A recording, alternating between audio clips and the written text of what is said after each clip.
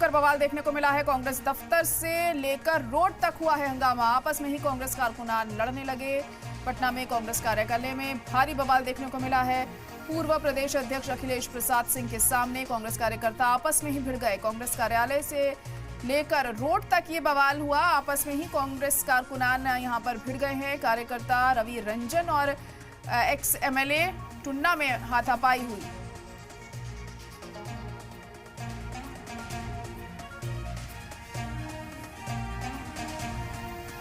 तो बड़ी खबर इस वक्त आपको बता रहे हैं कि कांग्रेस दफ्तर से लेकर रोड तक ये हंगामा देखने को मिला है, जहां पर कांग्रेस कारकुनान आपस में ही भिड़ते हुए दिखाई दिए। किसी बात को लेकर ये आपस में ही भिड़ते नजर आए। कांग्रेस दफ्तर से लेकर रोड तक ये हंगामा देखने को मिला है। तो पटना में कांग्रेस दफ्तर में ये बवाल सामने आया। आपस में ही कांग्रेस से कारकुनान भिड़ गए हैं। पटना में कांग्रेस ऑफिस के बाहर ये बवाल देखने को मिला।